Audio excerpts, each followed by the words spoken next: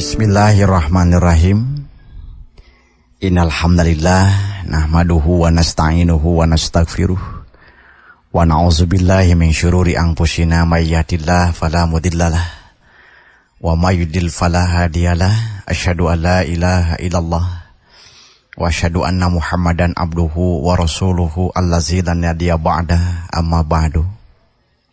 Para cakra yang dirahmati Allah Subhanahu wa taala, wilujeng enjing masih bebarengan dengan saya Yusuf Faisal Aldi di acara Cahaya Kolbu.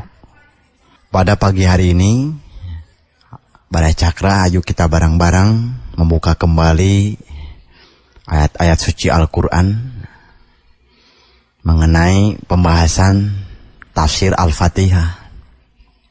Pada pembahasan kali ini, berkenaan dengan tafsir Al-Fatihah, kita akan melanjutkan beberapa ayat yang tertunda di dalam tafsir Al-Fatihah ini.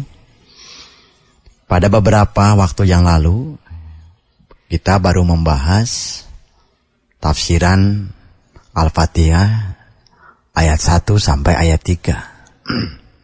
Maka pada kesempatan kali ini, kita akan sedikit membedah ayat berikutnya, yaitu ayat yang keempat dari surat Al-Fatihah. Namun sebelum kita memulai membahas mengenai surat Al-Fatihah ini, perlu untuk diingatkan bahwa surat Al-Fatihah yang ditempatkan oleh Allah di dalam mushafnya sebagai surat yang pertama, tentu saja memiliki maksud tersendiri. Surat Al-Fatihah ditempatkan sebagai surat pertama di dalam mushaf Al-Quran karena surat Al-Fatihah menjadi induk dari semua ayat-ayat yang terkandung di dalam Al-Quran. Oleh sebab itu tidak heran di dalam sholat, surat Al-Fatihah menjadi prasyarat penting dalam kesahan sholat seseorang. Ketika seseorang membaca Fatihah di dalam sholatnya, maka itu dipandang sah. Namun sebaliknya, apabila mereka yang dalam sholatnya tidak membaca surat Al-Fatihah, maka dipandang tidak sah. Nabi SAW bersabda, la sholata liman lam yaqra bi fatihatil kitab. Tidak ada sholat atau tidak sah sholatnya atau tidak bernilai pahala sholatnya liman lam yaqra bi fatihatil kitab, bagi mereka yang tidak membaca Fatihatul Kitab. Saking pentingnya Al-Fatihah ini menjadi prasyarat kesahan di dalam ibadah sholat. Tentu saja setiap muslim diupayakan untuk memahami apa yang terkandung di dalam surat Al-Fatihah itu sendiri. Sehingga ketika kita membaca, memiliki nilai penghayatan yang kuat, memiliki pemahaman yang kuat, dan akan mendorong kepada kehusyuan di dalam surat itu sendiri. Para cakra yang dirahmati Allah Subhanahu wa ta'ala, ayat berikutnya yang akan kita bahas, A'udzubillahi minasyaitonirrajim. Maliki yaumiddin. Iyyaka na'budu wa iyyaka nasta'in. Ihdinas siratal mustaqim. Siratal ladzina an'amta 'alaihim ghairil maghdubi 'alaihim waladdallin. Maliki yaumiddin. Maliki, yang merajai, yaumiddin, pada hari pembalasan. Kita ulangi, Maliki, yang merajai, yaumiddin, pada hari pembalasan. Sekali lagi kita ulangi, Maliki, yang merajai, yaumiddin, pada hari pembalasan. Iyyaka, hanya kepadamu. Na'budu, kami beribadah. Iyyaka, hanya kepadamu. Na'budu, kami beribadah. Wa iyyaka, dan hanya kepadamu nasta'in, kami memohon pertolongan. Kita ulangi, wa iyyaka, dan hanya kepadamu nasta'in, kami memohon pertolongan. Kemudian pada ayat berikutnya, ihdinas siratal mustaqim, ihdina, tunjukkanlah kepada kami as-sirata, jalan, al-mustaqim, yang lurus. Ulangi lagi, sekali lagi, ihdina, tunjukilah kami as-sirata, ke jalan al-mustaqim, yang lurus. Jadi ihdinas siratal mustaqim, tunjukkanlah kami ke jalan yang lurus. Siratal lazina, yaitu jalannya orang-orang. Siratal lazina, yaitu jalannya orang-orang. An'amta alaihim, yang engkau telah beri nikmat. Kita ulangi, an'amta alaihim, yang engkau telah beri nikmat, alaihim, atas mereka. Ghairil magdubi waladdallin, dan bukan jalannya orang-orang yang kamu benci, yang engkau murkai, dan bukan pula jalannya yang orang-orang yang engkau benci. Kita ulangi sekali lagi, siratal lazina, yaitu jalannya orang-orang, an'amta, yang engkau telah beri nikmat, alaihim, atas mereka, ghairil magdubi, bukan jalannya orang-orang yang engkau benci, waladdallin, dan bukan pula jalannya orang-orang yang sesat. Para cakrang yang dirahmati Allah Subhanahu wa taala, Maliki Yaumiddin, yang merajai pada hari pembalasan. Ayat ini memberikan penjelasan kepada kita bahwa pada hari kiamat kelak, Allah lah yang akan menguasai dan merajai semua makhluk di dunia ini. Dan pada hari kiamatlah Allah tidak hanya merajai, Allah tidak hanya menguasai semua makhluknya, tetapi Allah akan memberikan balasan-balasan kepada mereka, orang-orang yang berbuat baik dan orang-orang yang berbuat jelek. Dalam ayat ini pun kita bisa memahami bahwa ketika Allah ini menjadi raja, menjadi penguasa pada hari kiamat, pada hari pembalasan, maka tidak ada satupun yang akan keluar dari perhitungan-perhitungan dan hisaban-hisaban dari Allah Subhanahu wa taala. Maka pada hari kiamat manusia akan dituntut dari setiap apa yang telah diperbuat. Baik dan buruknya perbuatan manusia, sekecil apapun yang ia lakukan, maka akan mendapatkan balasan di sisi Allah Subhanahu wa taala.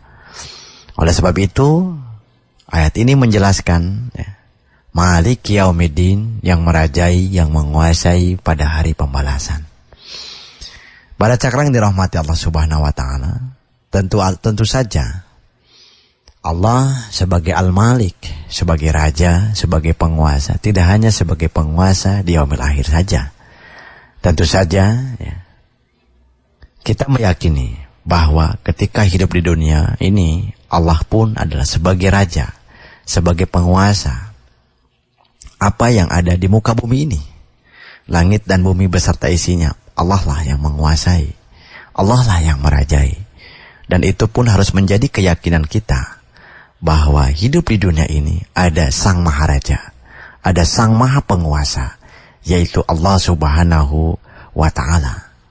Dan oleh sebab itu pula lah Allah memiliki nama Al-Malik, yang merajai, yang menguasai.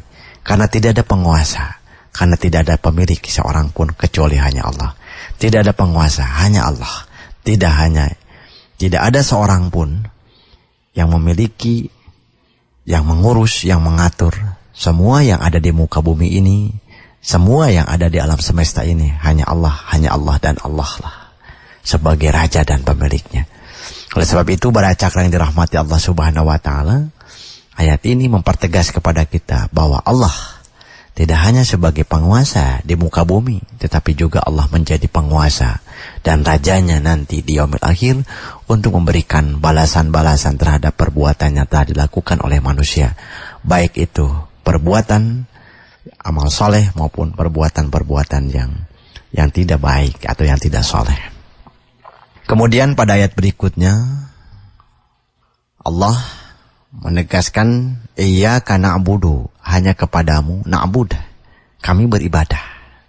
Kata-kata iyyaka na'budu ini menunjukkan bahwa tidak ada seorang pun yang layak, yang hak untuk disembah, hanya Allah. Dan tidak layak bagi Allah ada sekutu. Tidak layak bagi Allah ada nid, ada makhluk-makhluk lain yang dapat menyekutuinya, yang dapat menyekutukannya. Tidak ada seorang pun.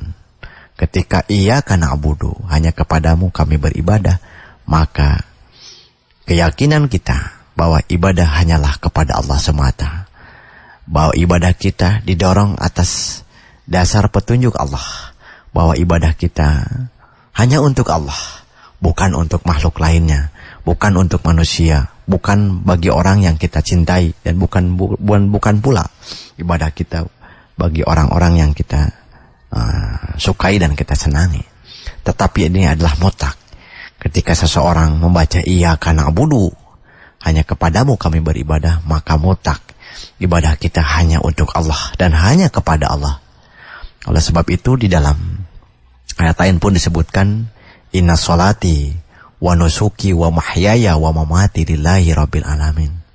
Sesungguhnya ibadahku, sholatku, hidup dan matiku lillahi rabbil alamin, adalah milik Allah.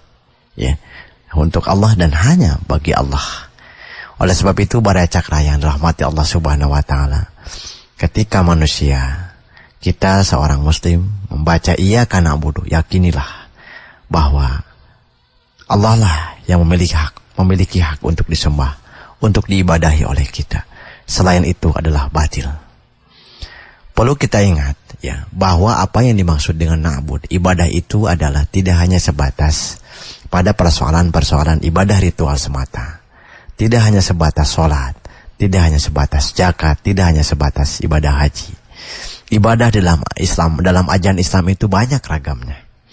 Oleh sebab itu, ya, Ibnu Qayyim menjelaskan ya, bahwa yang disebut ibadah itu adalah setiap nama ya, ismun jami'un lima yuhibbullahu wa yardahu qawlan aw fi'lan dakhiran wa batinan. Ya, ibadah itu adalah sebuah nama yang di dalamnya terkumpul ya, semua perbuatan atau ucapan yang dicintai dan yang diridhoi oleh Allah. Baik itu perbuatan dan ucapan secara tersembunyi maupun secara nampak. Ya. Jadi bercakra yang dirahmati Allah Subhanahu wa taala. Ketika seseorang iyyaka na'budu, ya, hanya kepadamu beribadah, tentu saja tidak hanya bersifat ibadah-ibadah ritual. Apapun, setiap amalan yang diridhoi oleh Allah, dicintai oleh Allah, ya, maka sesungguhnya itu adalah merupakan bagian dari ibadah. Dan itu sesungguhnya ibadah kepada Allah Subhanahu wa taala. Hatta setiap aktivitas apapun ketika kita meniatkan ini adalah hanya untuk Allah, maka sesungguhnya termasuk ke dalam kategori ibadah. Namun perlu kita ingat bahwa ketika beribadah kepada Allah tentu saja ada dua hal ya, yang perlu diperhatikan oleh setiap muslim. Yang pertama, ketika seseorang ibadah itu dia ya, harus mutaba'atul Rasul, harus mengikuti kepada Rasul. Ya, yang kedua, al-ikhlas billah, dan ikhlas kepada Allah Subhanahu wa taala. Mengapa ya ibadah itu harus mutaba'atul Rasul, mengikuti Rasul?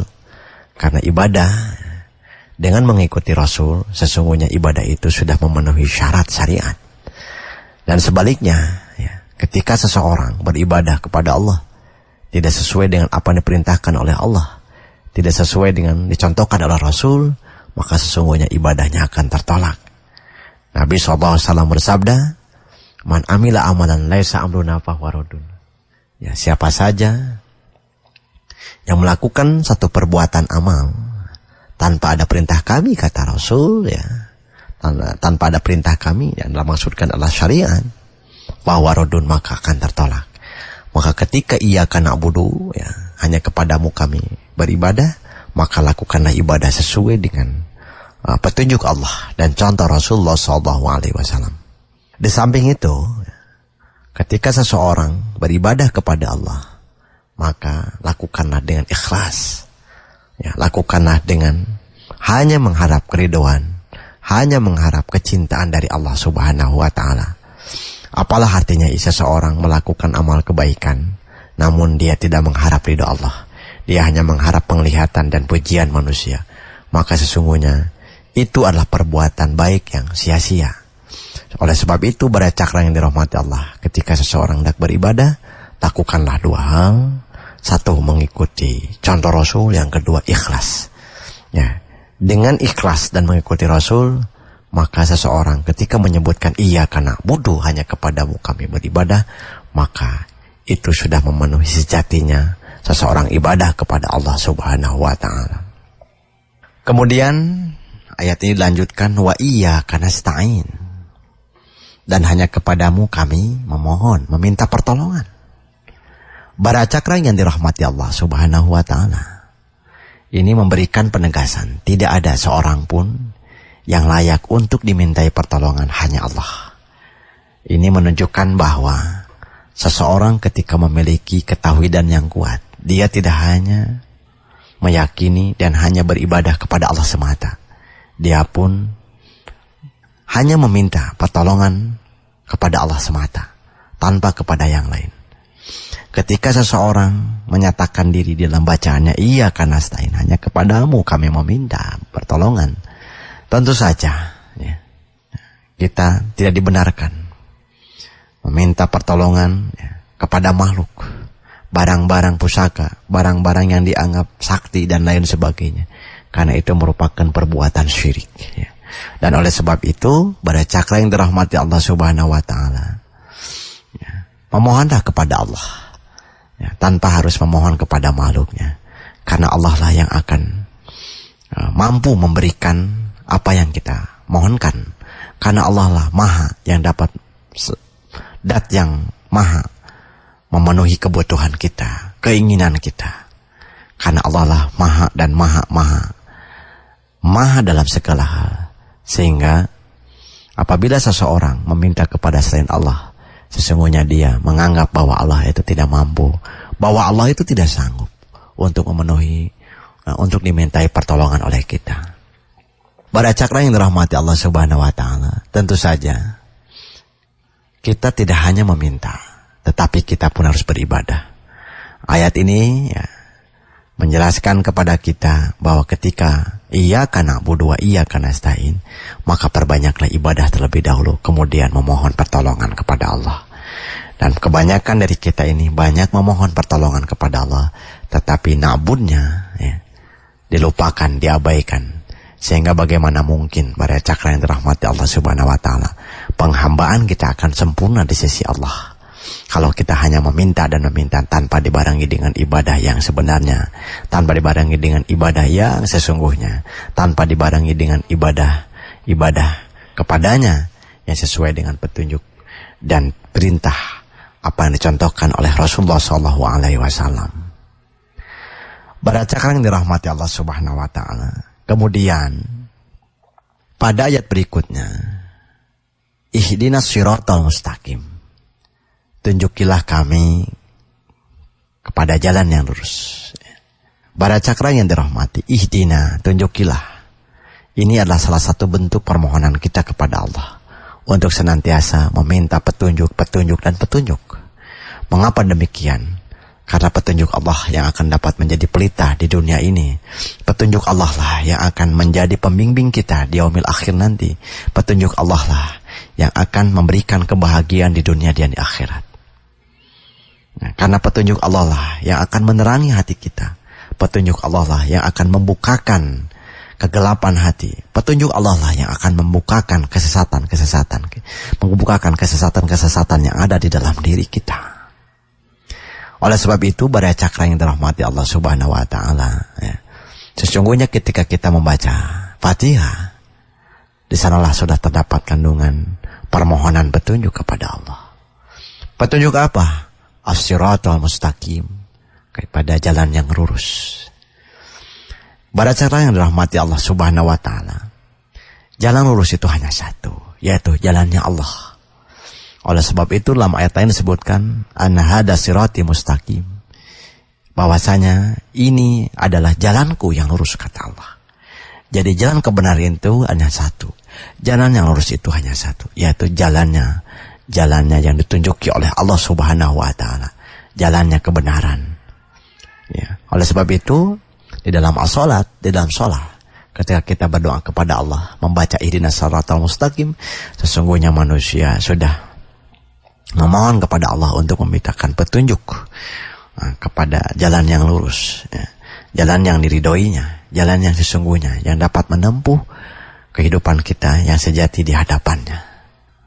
Oleh sebab itu, Badai Cakra di dalam riwayat lain, ya, Nabi SAW mengajarkan kepada kita berdoa, mengajarkan doa kepada kita untuk memohon kepada Allah petunjuk sebagai bentuk penguatan dari doa kita di dalam salat. Yaitu salah satunya Allahumma inni as'alukal huda wa tuqa wal afaf wal ghina. Ya Allah, sesungguhnya aku memohon kepadamu, memohon petunjuk kepadamu, wa tuqa wal afaf wal ghina, meminta ketakwaan, memohon kepadamu ketakwaan, wal afaf wal ghina, memohon kepadamu dari kemampuan untuk menjaga diri dari hal-hal yang tidak benar, hal-hal yang tidak baik, wal ghina, dan kekayaan hati. Mengapa kita harus meminta petunjuk? Dan dalam ayat itu pun ditujukan untuk meminta petunjuk kepada Allah. Ya, karena seseorang tidak akan bisa menunjuki kebenarannya sesungguhnya kecuali hanya petunjuk Allah. Ya, karena Allah lah Al-Hadi, yang maha memberikan petunjuk. Dan selayaknya kita memohon kepadanya, meminta petunjuk. Tidak hanya melalui bacaan ihdinas shiratal mustaqim semata, tetapi kita pun meminta petunjuk kepada Allah, ya, ketika berdoa, di sela-sela doa kita kepada Allah Subhanahu wa Ta'ala. Kemudian yang menjadi timbul pertanyaan, lalu apa yang dimaksud dengan yang jalan lurus itu? Jalan yang lurus itu adalah siratal ladzina an'amta alaihim, yaitu jalannya yang Engkau telah berikan nikmat. Yang dimaksud jalannya yang Engkau telah beri nikmat itu adalah orang-orang, yaitu para nabi, para syuhada, para shodikin, ya. Dan itulah mereka, orang-orang yang telah diberi nikmat.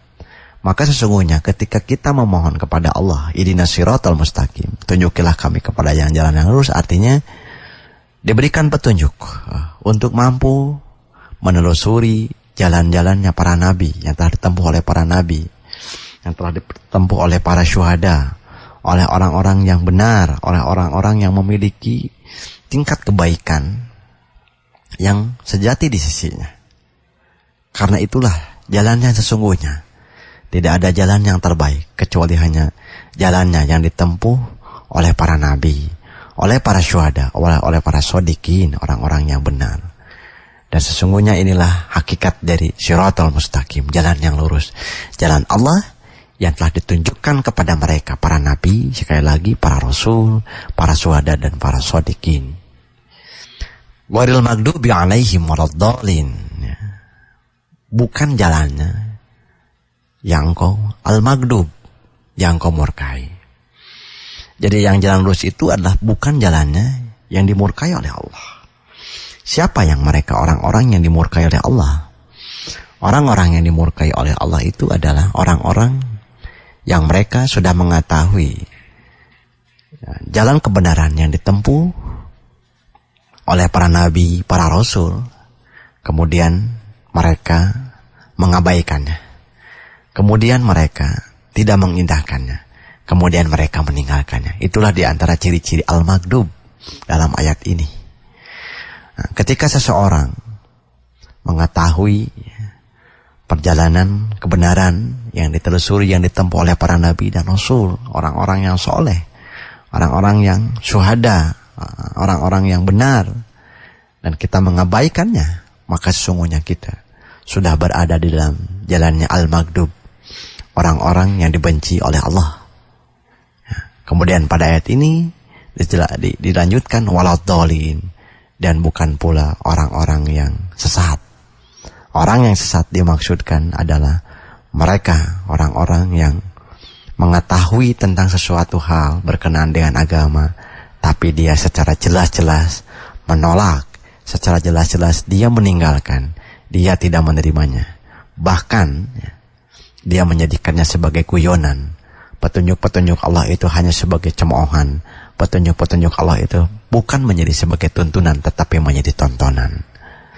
Berdasarkan yang dirahmati Allah Subhanahu wa Ta'ala, bedah singkat mengenai tafsir Al-Fatihah ini, mudah-mudahan memberikan gambaran kepada kita bagaimana sesungguhnya ayat yang terkandung di dalam surat Al-Fatihah.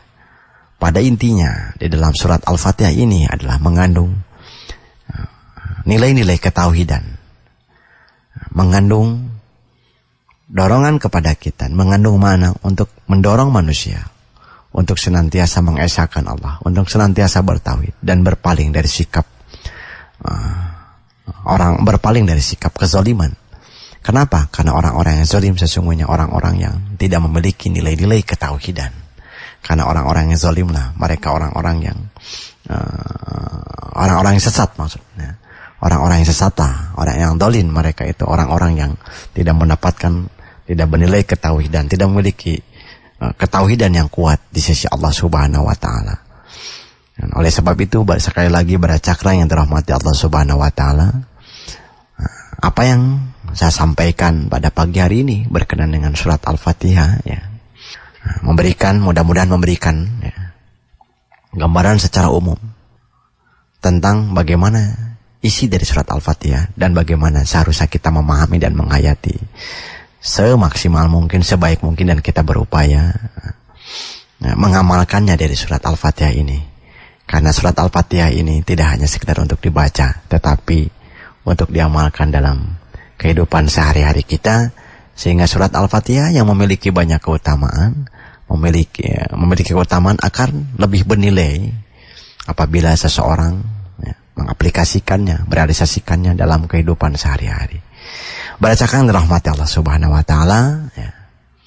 Itulah tafsiran singkat dari surat Al-Fatihah ya. Mudah-mudahan Allah memberikan pemahaman kepada kita yang mendalam, memberikan getaran ilhami untuk mampu mengamalkan dari apa ayat-ayat yang terkandung di dalam Al-Quran. Rabbana atina fid dunya hasanah wa fil akhirati hasanah wa qina adzabannar. Astagfirullahaladzim. Wassalamualaikum warahmatullahi wabarakatuh.